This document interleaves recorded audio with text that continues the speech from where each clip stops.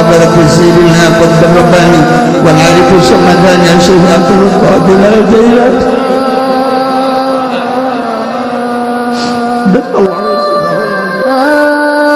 cik tuan syekh kajenting kaula dititah ka sorga moal daek moal dirobahkeun suku kaula wahariku kodami ulah moal ngarobahkeun suku kaula dampal suku kaula di dieu selama jelema masih kena can anggeus ka neraka beusi aya burik kula nu diasupkeun ka neraka kula tanggung jawab moal kudu ditinggalkeun masyaallah. Jika aya seorang Habib ahli batin nyaba ka Banten kuari nyaba ka Pandeglang pernah neteskeun cai mata sebab naon sebab nyana bisa ngobrol jeung laut ketika nyana ngobrol jeung cai laut ceurik nyana sebab ieu laut teu katahan deuk naik ka dieu Gunung Karang hampir-hampir cak Habib ahli batin nuku kula kuari karandapan Habib teh hiji Habib Lutfi dua Habib Umar tilu Habib Japat Habib Sehan eta bangsa Habib-habib nu waduh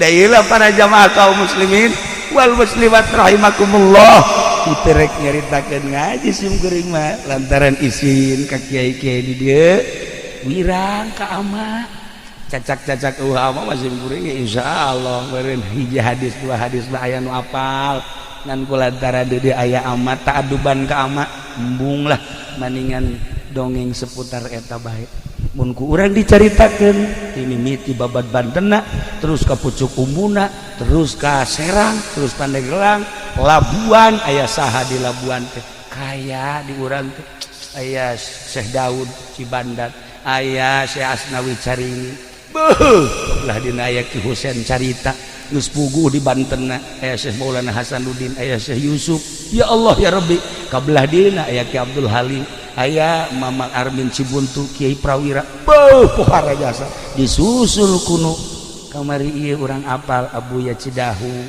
Abuya Bustomi jeung saantero-saantero urang nyaritakeun baros nyaritakeun Pandeglang mah kaya santri kaya ustad kaya beunghar kiai Kiai Zohir jeung Kiai Batik teu kudu ka mana ngaji teh cukup di Pandeglang bae teangan diragi kiai anu berpolitik aya kiai nu tasawuf aya kiai anu macam-macam ente deuk neangan kiai teu kudu ka Jawa Tengah Jawa Timur cukup deuk belajar politik aya di Pandeglang Banten deuk belajar ekonomi kiai anu dagang ambal aya geus teh nyaho kaler kidul haram halal geus teh kiai eta teh ambal aya bari tah masa kiai boga showroom kiai boga showroom HP showroom mobil pada teh urusanna jeung bang ai bang teh lamun ku urang dibaca kitab dakepan mengandung riba di ditu da teh urang mencari teh amal dibacakeun izin ka ama nang dijelasna mah seperti eta eueuh masalah eta teh seni variasi jadi di Pandeglang teh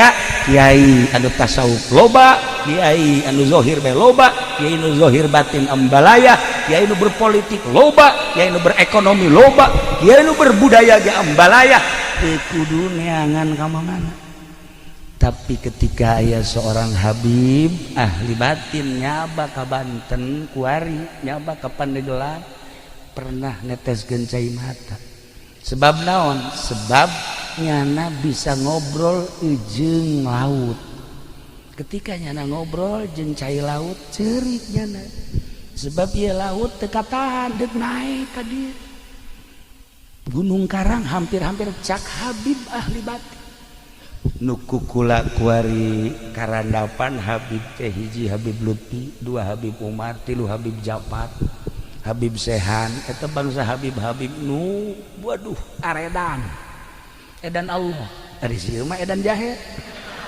kolot-kolot geus teu tahu diri mah tuh Masya Allah itu beda jauh orang ngobrol saeutik ka mana apalin hate urang katebakeun Masya Allah kadang muringkak bulu urang tapi aya satu kebanggaan Masya Allah indah jasa urang mun kapanggih jeung Habib-habib nu model kos kitu ngarasa handap diri urang ketika urang amprok jeung Habib begitu para jamaah kaum muslimin wal muslimat rahimakumullah, ialah cerita seputar Pandeglang, seputar Kiai.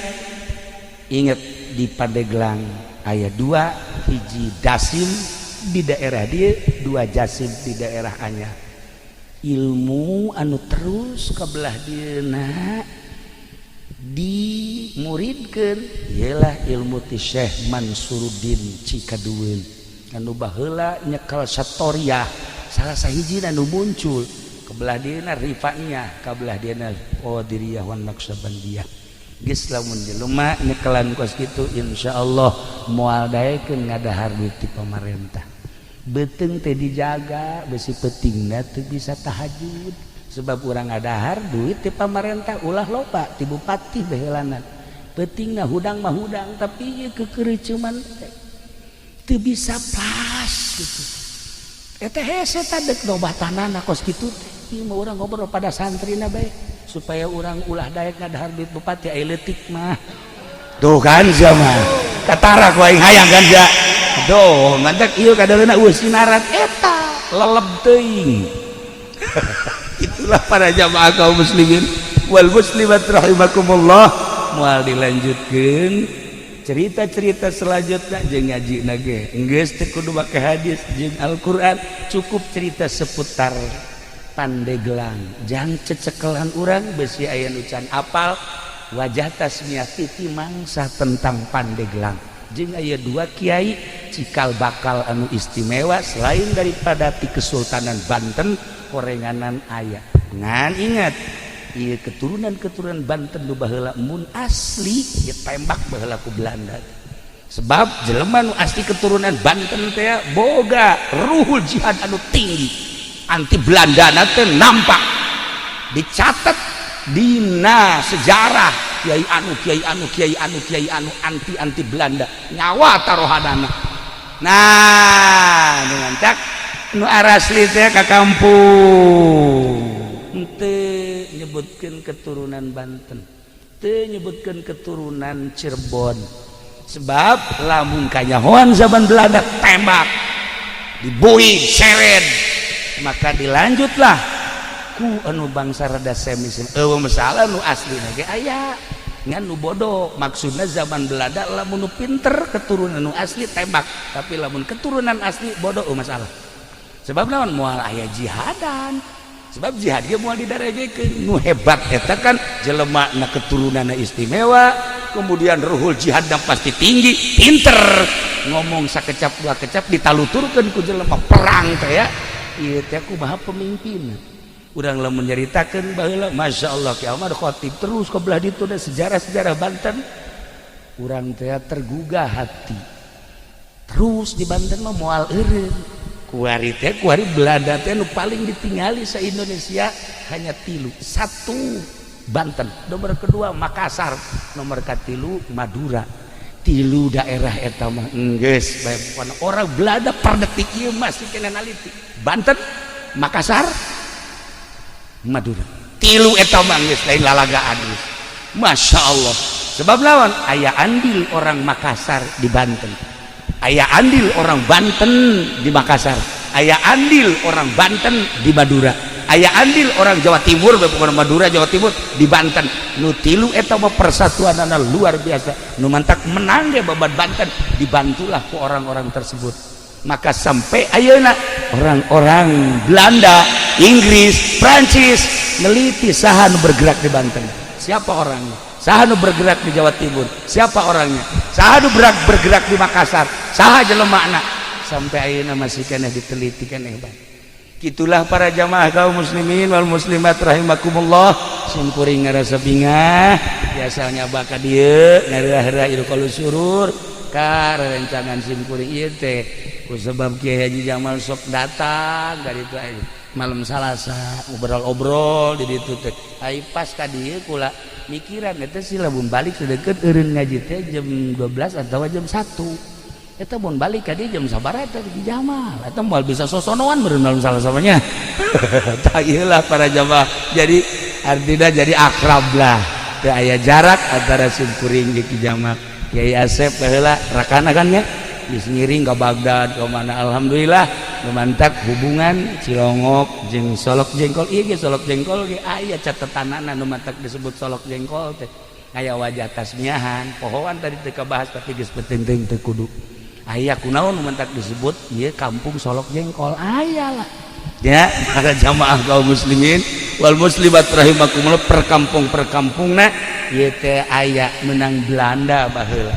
Sejarahna aya di Belanda. Di Indonesia hese urang neanganana. Jadi mun hayang apal urang kudu ke Belanda ka ditu.